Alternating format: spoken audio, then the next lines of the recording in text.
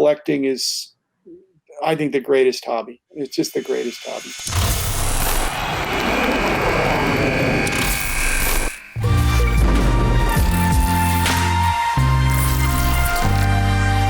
Hey guys, welcome to Kristina's Corner. I am very excited to introduce today's guest. It is an honor to introduce the one and only godfather of the hobby, Dr. James Beckett. Thank you so much for coming on today and speaking with me, Jim. Thank you, Kristina. I'm not sure I want to be the godfather. That was a set of movies that a lot of people died in those movies. At the hands of the godfather. So I don't want to be that kind of a godfather. I want to be the nice godfather. What about like the godfather who like shepherds you through life, godfather? That'd be fun. Okay. I enjoy that, actually. All right. Sounds good. So what I really want to know, and I think the audience wants to know as well, is more about your journey building an empire in the hobby. So when did you start collecting? I got my first card in 1956. I was a little guy, and my dad bought me a penny pack. So, and then collected in the late 50s, or very early 60s. Took a little break, and then kind of my younger brother collected, so I got a little glimpse of that. And then when I was in grad school, I guess college a little bit.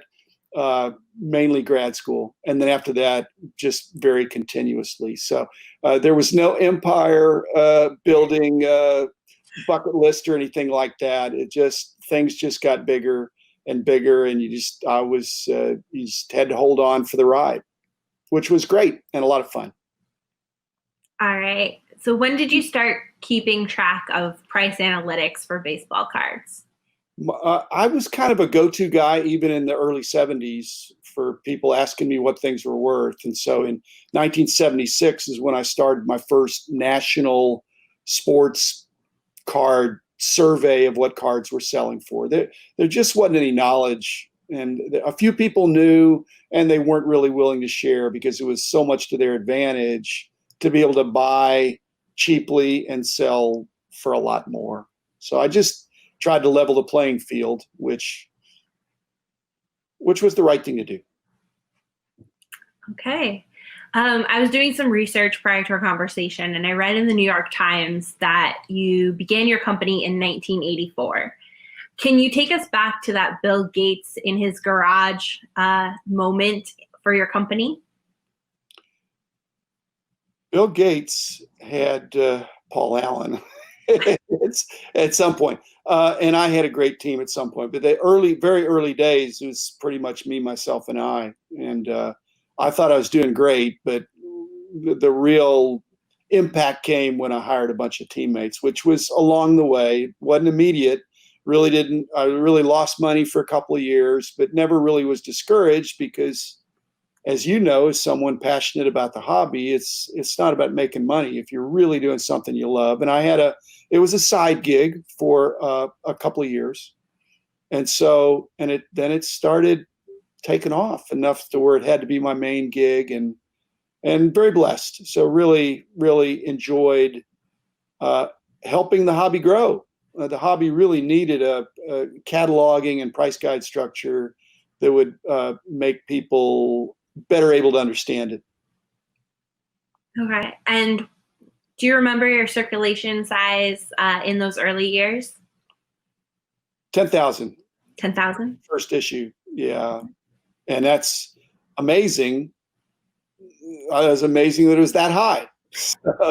And then later on, it went to 1 million. So just baseball. And basketball was hundreds of thousands. And so, again, very, very fortunate, and just a lot of hard work by a lot of people. When did you transition from the free upon request to the annual price guide and then into the monthly Beckett magazines? Well, those were two different things. I mean, I was free in 76, 77, 78. And then during that time, I had 5 different people came up to me and said, you could make money off this. Actually, probably more than 5 people, but 5 people wanted me to work with them to be able to exploit this. And one of the episodes I did in my Dr. James Beckett Sports Card Insights podcast was a tribute to my business partner at the time, the guy whose proposal I did accept, Denny Eckes, who basically said, look, I know you can do this stuff, but I'll do everything else. Anything you don't want to do, I'll do, and we'll get this thing out there. And so it was, we were partners, business partners for a number of years, not that long, but enough to really get it off the ground. And but even then, that was the book, the annual books for the different sports. And the magazine thing didn't start until '84, and that even then that had a not immediate traction. And again, that's the beauty of doing something you love. If it's slow traction, you're still enjoying what you're doing. And then it took off. All right, and you said that you didn't realize when you were building your business and growing it that you were creating what would become an empire. I just thought another negative reference to empire, which is derogatory, hence I mean, yeah, drama that again does not end well. No. So empire, I think that's a little strong of a word, but again, I do have entrepreneurial instincts, and but my entrepreneurial instincts are not to build something big. I wanted it to be as small as possible. I didn't want a whole bunch of employees, but they were necessary, and they were valuable and really added. But I wasn't trying to have a big company. I did want to have big impact, and it took a corporate structure to be able to do that. So, and that was great. I love the people I was working with, loved what I was doing. And then, as I've said, it just after some decades, then you just think, you've been there and done that. And I felt like I was being like an empire guy. I don't want to be an empire guy. I want to be a guy that loves cards. It's trying to help the hobby grow. You wanted to be on the side of the rebels? Yeah, I just want to, like I said, I really, it's just a lot of bureaucracy if you have a big company. And I really enjoyed the relationships there, but when it got up to a certain point, it wasn't as much of a family feel.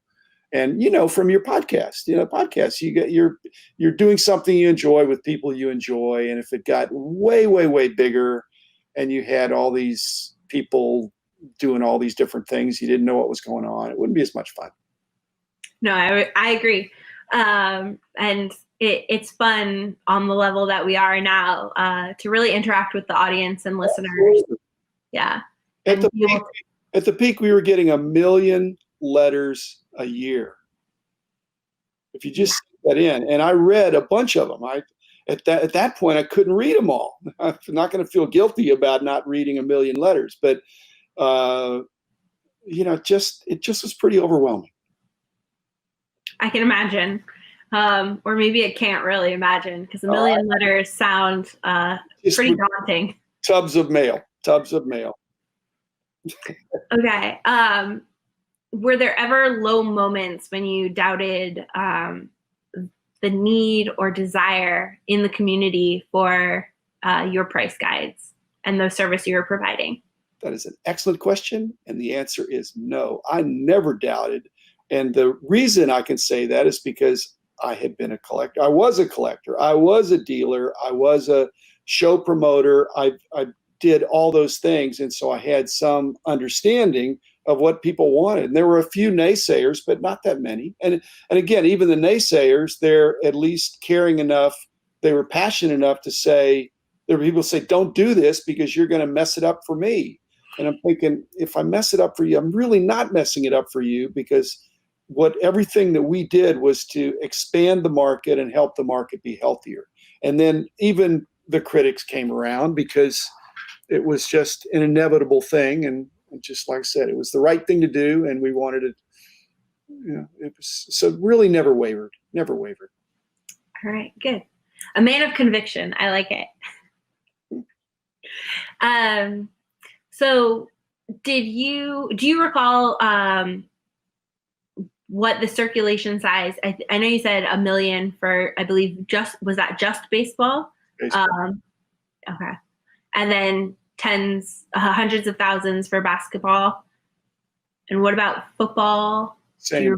Yeah. I mean, baseball was always, until the baseball strike of 94, 95, baseball was so dominant and the others were in the shadow, and then it evened out a little bit more, but baseball was number one for really the whole time I was there. And but basketball was strong, but it just, basketball, if you'd have tried to do a basketball magazine in 1985, people would have laughed at you. By 95, it was very popular. And then, all the different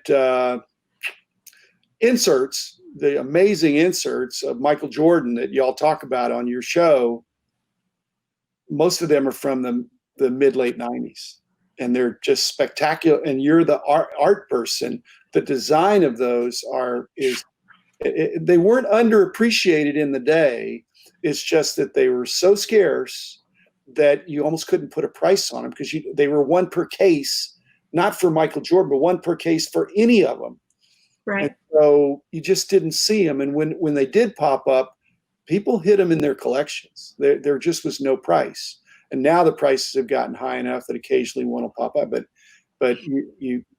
and what people don't realize, this is probably me editorializing about your podcast, but in the House of Jordans, a lot of those Jordan cards, even though there were 100 printed, there aren't 100 out there anymore, and they're not in collections. They're in the trash. I mean, their cards were more consumables back in those days. Not all those cases were sold. Some of them, or people missed it. So I really think the true scarcity of some of that stuff is even greater than the serial numbers would suggest. I completely concur with that, 100%. And then my last question for your sports card journey is, what piece of advice would today's you tell yourself back in those early days? Well, I would say enjoy the ride more, but I think I did. It was I don't know. I did have a heart attack. I almost died from in 96, and that was kind of a pivot point. But life is good. I'm semi-retired now. I'm really, my hard work and, that of so many excellent teammates has allowed me to not really have to have a main gig. And so I'm just trying to get back from having the hobby be a business to having it be a hobby again, and to enjoy, to go to a show and not have to think about having a table, or, I can buy something if I want to. And I really don't sell very much. I sell a little bit on ComC and eBay, but, just being a hobbyist again and enjoying my podcast, which is fun, and enjoying. Actually, Kristina, I got to tell you, it's becoming a full-time job to listen to the other excellent podcasts in the industry, because there's so many, and each one takes a different angle, and they're titled. After you listen to a few episodes, say, okay, and you can say, hey, I really want to subscribe. So keep up the good work, y'all. Yes, I agree. There's amazing podcasts out there, and it seems that new ones pop up every day, which is very exciting to me, because there are so many different angles to cover the hobby from, that I think the community as a whole is really working hard to get all those angles covered. So props to all my content creators out there who are listening. Well, you share the same thought that with increased education, a better understanding of what's going on, it encourages people to not just spend money, but to enjoy doing it, that they don't feel like they're being taken advantage of. They can not only do their own research, but they can listen to what other people are saying, what you're saying, what I'm saying, what others are saying, and then put it all together and then think, okay, here's how I want to collect. And there's so many different choices. Yes. So let's talk about your life spent collecting. What is it like to be known as a hobby celebrity? Well, I have a number of unpaid PR agents like Rich Klein who go before me and kind of protect me a little bit. I did an episode about my executive secretary who really protected me from. I mean, there's a lot of nice people out there. There's some trolls too, but generally, I treat people the way they want to be treated, and in the long run, you're mainly making friends. So it's just and I'm not really a social media guy. On the other hand, I'm doing social media in the sense that I'm knocking out a podcast every day. And so people ask me questions or have something to say, I'll either invite them to be on the show or I'll address their question. And so that's a way for me to circulate back in. And so I'll go to a show. There's a show coming up in another week. I'm going to go to that and I'll see some people. I'll bring my little portable podcasting mic to maybe do an interview or two. But other than that, I'll just, visit with some people, look through some boxes and just kind of, it now, these are my people. These are our people. And yeah. There's nobody I'm going to have a conversation with about cards that I'm going to be, well, I wouldn't say I wouldn't be frustrated, but it's generally enjoyable. It's generally enjoyable that people that share that common interest and that common passion. So it's fun, and I'm looking forward. Not that I have cabin fever because I do have a life outside cards, but going to the show is really going to be fun this coming shortly. Oh, I believe it. I definitely miss going to hobby shops, and I'm fortunate enough to be in West LA currently. And we have some amazing hobby shops, including Burbank, sports cards and bullpen. Yeah. Absolutely. So we're spoiled in Los Angeles. Well, I just realized what you were saying about the celebrity thing is that I get to go to this show and I get to go incognito. I get to wear a mask and everybody else can have a mask. There you go. So yeah. I am. Put a ball cap low, wear some sunglasses. Mr. Anonymous. Yeah, there you go. If they call me Dr. Anonymous, then I'm in trouble. But no, it'll be very enjoyable. All right. So if anyone's going to the Dallas show and you spot Dr. Beckett, please let him have his incognito persona. He will be Clark Kent. Yeah, He will be Clark Kent at this show. He'll leave his cape at home. But no, it's just it's fun to interact with collectors, but I don't really want to sit at a table and just answer questions but like I say, Rich has been a great friend and kind of brings people over to visit that. And so again, I've just got some great friends in the hobby, but in Dallas, Texas, it's not a lot of incognito when I've lived here for 40 years now. So I could imagine. And do you feel any responsibility as the Dr. James Beckett, founder of Beckett Media, and now as a hobby content creator? I'll just do what is it? Is it Frozen 2? Do the next right thing? Just do the next right thing. But the next right thing for me does not have to be a full-time gig. So the podcast thing, I've enjoyed it more than I thought. I've had some really interesting guests.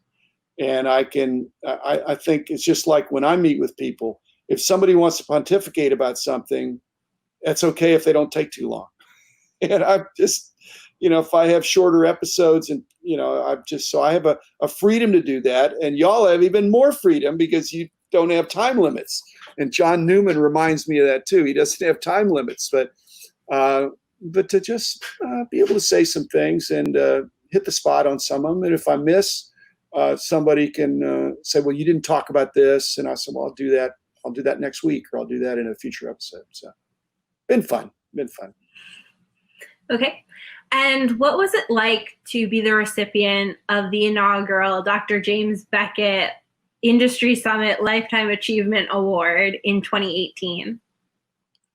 I was really worried about whether to, come on, that's ridiculous. I was set up for that. I had no idea. And I just, I was showing up just as a favor to my buddies. and then they blindsided me, they ambushed me.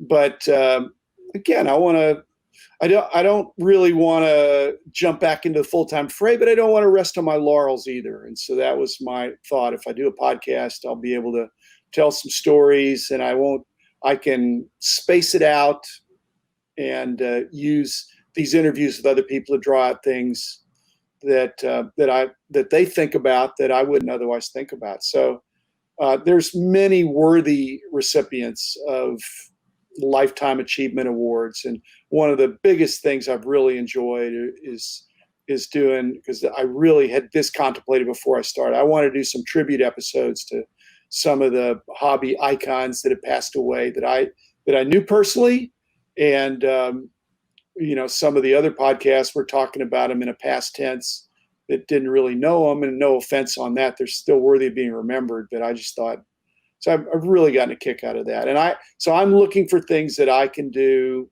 that maybe other people can't do because of my own life experience. So in that sense, I still have that goal to keep doing the next right thing. All right. And do you find it strange to have received and have a Lifetime Award named after yourself? It's completely incongruous. You're right. But what am I going to do? Refuse it? I'm No. They did not consult me. This is award, and I'm thinking, dudes, I had a heart attack that I was miraculously revived from. I'm getting, at least 1 second chance on life, and I'm not done. So right. Don't close the book on me. And again, that was before I was doing the podcast, and I don't know, maybe there was the subliminal message there. I don't think so, because I really like these guys, and I thought they liked me too. So, and I'm honored to be selected. And yeah. Okay. And what does one do after, like we've talked about, after you receive a Lifetime Achievement Award, besides start a podcast? What does one look to? Yeah, I don't know. I'm not, if you talk to, you're going to be interviewing you're going to have y'all's podcasts it's amazing the access that you can have in a podcast, because it's kind of fun. So just, there's a lot more to do, and I'm not going to say, hey, I'm done. If a person without goals is, there's just atrophy that sets in. So I'm not ready to atrophy. I'm ready to, but I'm not ready to rock and roll and lock and load and full speed ahead like I did back in the day. So this is a good pace. And again, I'm not doing it for the awards. Otherwise, I just don't know. What did Michael Jordan do?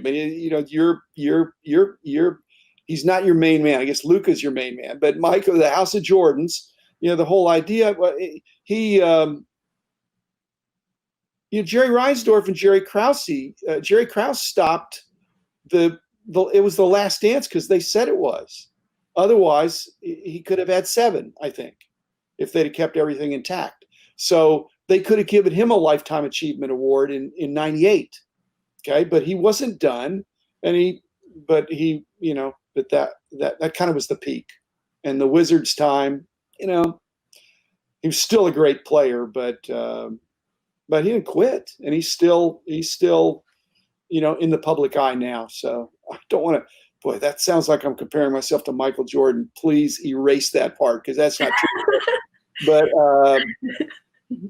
I would say you're the Michael Jordan of the hobby. I would stand behind that statement. Not helping.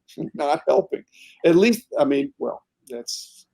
I'm honored, but yeah, it's Michael Jordan was relentless about perfecting his craft, and I think I had a number of years where I was doing that too. But at some point,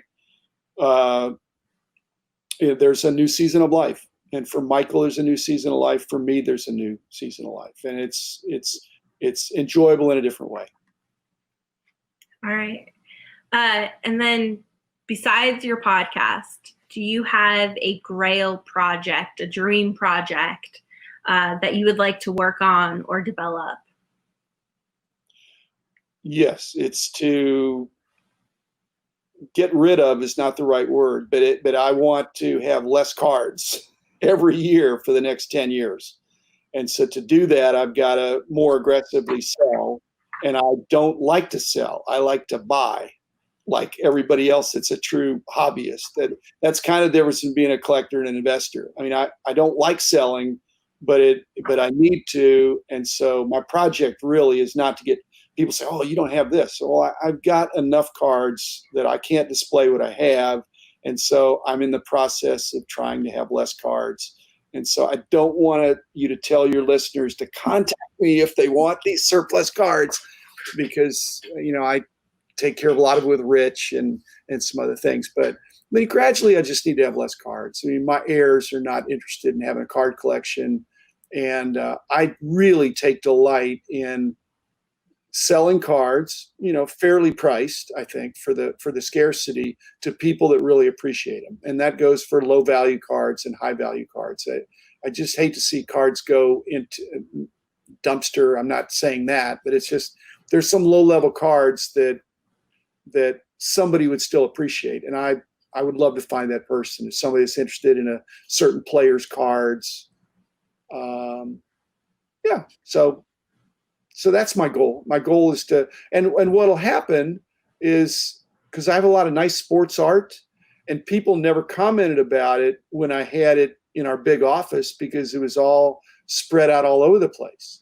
And then now, and I have a smaller office, the art is more concentrated and more featured. And now I get a lot of compliments because it's not so overwhelming. I want to do the same thing with my card collection, is by having too many cards, you can't feature, it's limited what you can feature. If I have less cards, then I can just have featured more of the more prominent cards. I have some great cards, but I don't have room for them.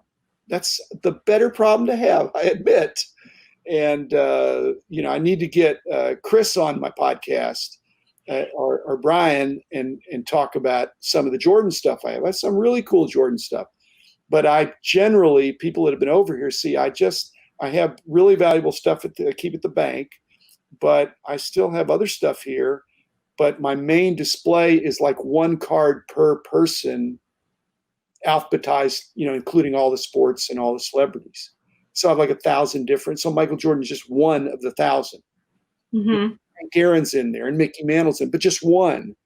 And so, but there's 1,000, and so everybody's going to find some obscure stuff and some interesting stuff on the wall. But I ran out of wall space. Right? So I got a problem, and I'm not going to get a new wall. So that's my deal with my awesome wife. I have less cards, and if I can, kind of discreetly deal with 10% a year over 10 years, I'd be back into a normal size collection. Okay. Well, we would be happy to look at your Jordan collection anytime. You just name it, and we will be there, whether virtual or in person, after the world turns right side up again. Well, I've thought about that. And again, y'all have better stuff than I have. I don't necessarily have all the super duper, very, very low numbered ones, but I still have some nice cards.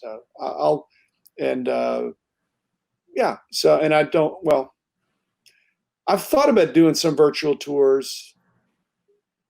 Maybe I want to. I'm still working on my first year of that, and if there was enough people that said they wanted that, I'd consider it, and I could do one player at a time. And Michael Jordan, everybody be interested in for sure. That's a thought. All right. So let's talk about the hobby. What are your thoughts on the hobby today? I just did a episode entitled "The Hobby Is Not a Balloon," and I hope it's not. I mean, some people think it is. If it is, we're in trouble, because it's kind of over. It's in danger of bursting. So my solution was let a little air out.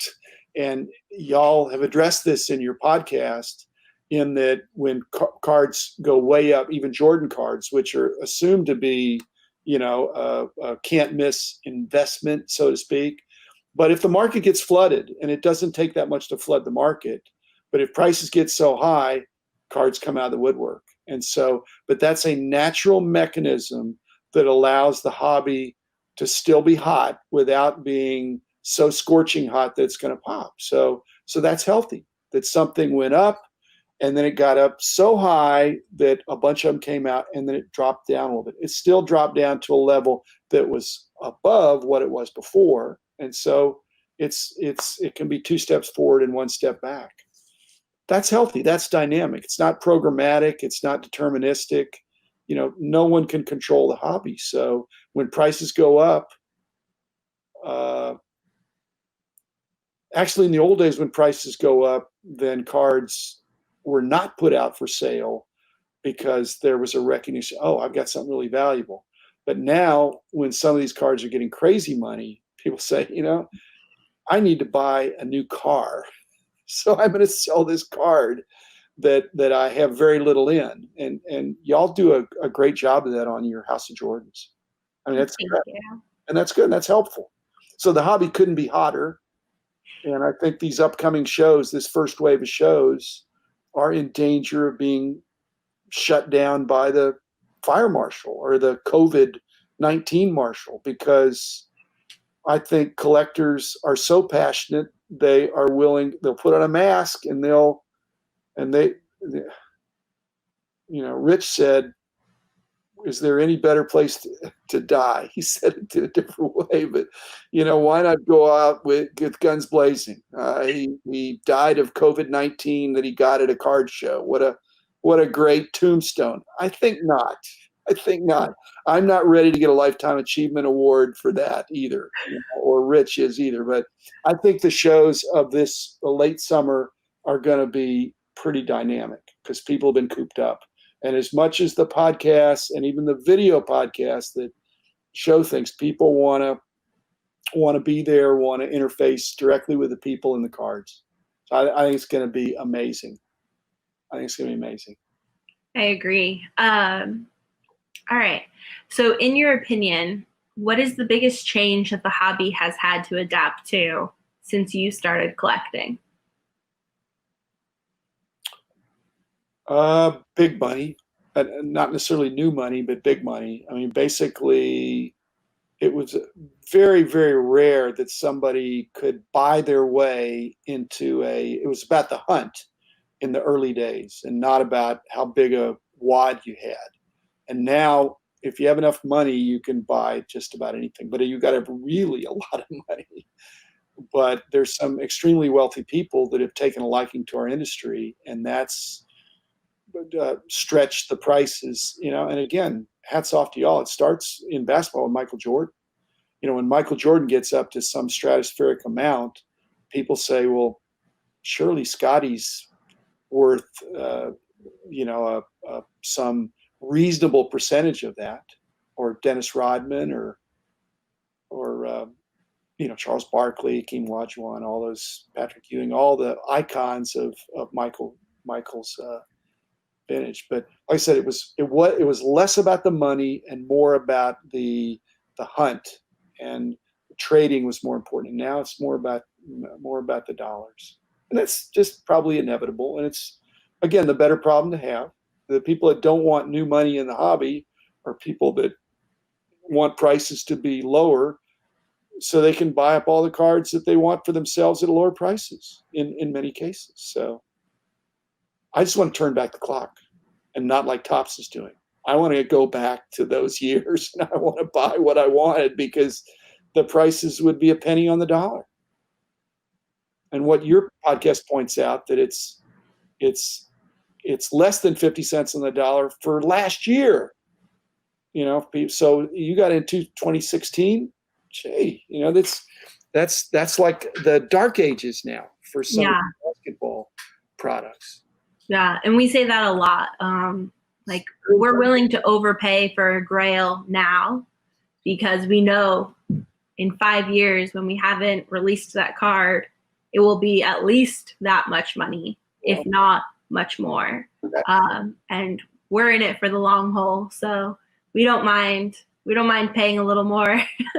Though I'm sure Chris will get mad at me for saying that out loud. Yeah, well, there are no sure things. I mean, I just as a responsible person, it's not.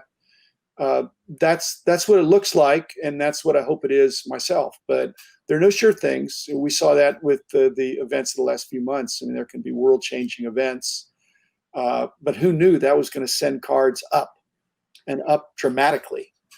So, I don't. No one has a crystal ball that's perfect. Exactly. And speaking of crystal balls, my last question for you is, where do you see the hobby in 3 to 5 years? I hope that there's, I don't know that there's going to be a steady climb. In a perfect world, you'd have, this solid, gradual appreciation. But the hobby doesn't always work that way. There'll be, points that are hot, and then things cool off, and people think, okay, they get over interested in something else. So my hope is that again that local card shops will do well, that the shows will do well, that some of these new entrants into the industry that will stick around. I mean, I don't have a problem with new money if it's new money that stays around. If it's new money that's fickle and pops in and pays high prices and then gets fed up and then dumps things, well, that'd be unwise. So my hope is that that collecting, that we've struck a responsive chord with even more of America and the world too, but that collecting is, I think, the greatest hobby. It's just the greatest hobby. You can even make money on it. So that's my hope, that we're really enjoying, that each year has some dynamic elements. I mean, next year could be the year of soccer. 2021 could be the year that soccer really takes off. I mean, if you talk to Joe Davis and others, it's already taken off. But it's, there's NASCAR. Who knows? Basketball is just leading the way, I think, internationally. So can football catch on? Can baseball get out of its own way and get back on the field? And hockey, meanwhile, is just clicks along with super passionate collectors. So there's a lot to like about it, and to see the hobby as monolithic is probably too simplistic. So I'm going to be around in 3 years. I mean, in my lifetime achievement. And I hope if y'all are still recording and putting out good stuff. We plan to. What my wife says is that she didn't realize until I got rolling on this that I wouldn't ever run out of episodes. And y'all already know that. You're never going to run out of things to talk about, even if it's Jordan or Luka or basketball centric, because there's always stuff happening. You go to the past, you go to the present, you deal with the future. And so, isn't that great? That's just great. So that's what I'm enjoying. I think that's what you're enjoying. And I believe in 3 years, 5 years, 10 years, I hope it's more of the same. All right. Ending on a positive note. I like it. Thank you so much, Dr. Beckett, for being on my show today. It was such an honor and pleasure to have you on. And thank you, everyone, for watching. Make sure you subscribe to our YouTube channel and hit the like button. Show some hobby love, and I'll see you next time. Thanks, Kristina. Keep up the good work. Thank you.